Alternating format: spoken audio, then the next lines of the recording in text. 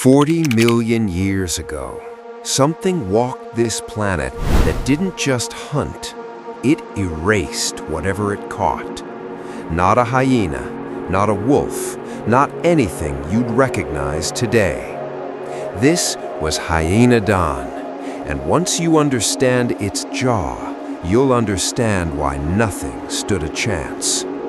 The skull of Hyenodon looks almost reasonable at first glance. Elongated, narrow. You might mistake it for something familiar, a large dog perhaps, or a bear with a longer snout.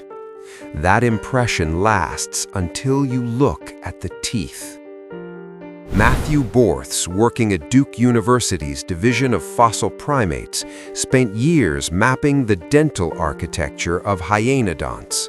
What he documented was a killing apparatus unlike anything in the modern carnivore toolkit.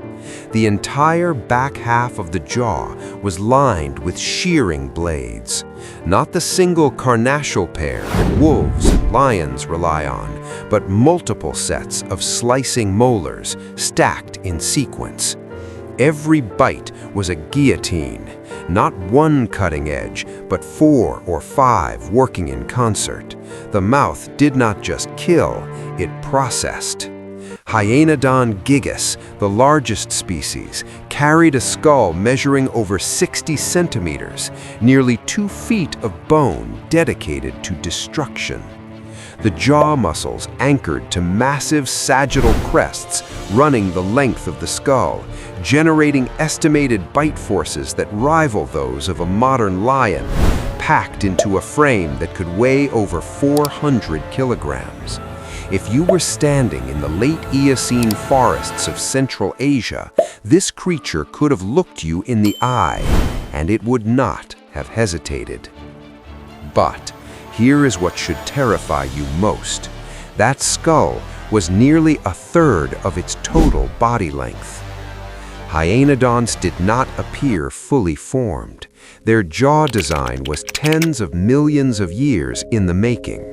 Floréal Solé at the Royal Belgian Institute of Natural Sciences traced the creodont lineage back to small, insectivore-sized mammals in the Paleocene, creatures no larger than a squirrel. Their teeth already carried the seed of what was coming, a tendency towards shearing rather than grinding. While the ancestors of modern carnivores were developing a single specialized carnassial pair, creodonts took a different path entirely. They weaponized their molars, all of them. Most people look at Hyenodon and think the size is the story. It's not. The real story is in the teeth, and once you see it, you can't unsee it. Place a Hyenodon skull next to a wolf's. The difference is immediate. A wolf concentrates its killing power in one pair of teeth, the upper 4th premolar shearing against the lower 1st molar. One blade, efficient, precise. Hyenodon distributed that function across its entire molar row. Multiple shearing crests working simultaneously. More surface area, more cutting power per bite. In raw mechanical terms, it was the superior design. A wolf bites, holds, and tears. Hyenodon bit once, and the job was finished. Bone, tendon, hide, the prey was already in pieces. Every design carries a cost. Hyenodon paid for its jaw with its brain. Here's the trade-off. For all that killing power, Hyenodon wasn't particularly smart. Its brain was far smaller than wolves, smaller even than the early carnivores sharing its hunting grounds. This enormous skull was almost entirely jaw. The brain case, tucked behind the massive dental battery, was modest by any measure. Borths' comparative work confirmed what the anatomy implied. Hyenodon was a supremely efficient killer with limited cognitive flexibility. It could not adapt its strategies. It could not solve novel problems. It was a machine, magnificent but rigid. What followed was a reign that lasted 25 million years. Picture the Oligocene plains of what is now South Dakota, the White River Badlands, the landscape where Joseph Leidy first pulled creodont teeth from ancient stone in the 1850s. Hyenodon stalked herds of oreodonts and nimble early horses across open woodlands. Nothing in that ecosystem could match it. And this wasn't just one region. This thing spread everywhere. From Wyoming to Mongolia to Africa. Same design, same result. If there was large prey, Hyenodon showed up. Then they vanished.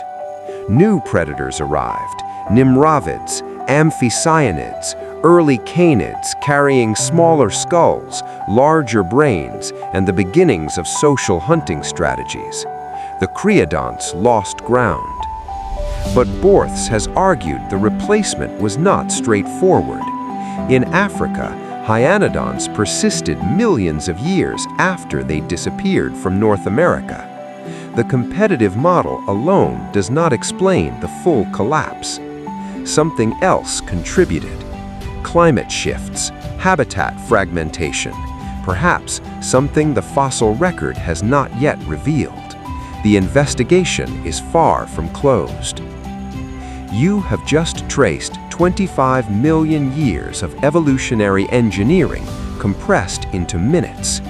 Every week, Million-Year Journey uncovers another chapter written in bone and stone. 2 new stories every week. It bit, it crushed, it dominated for millions of years. And then, evolution moved on. But the design it left behind, still sitting in the rock, like a version of nature that was almost too efficient to last.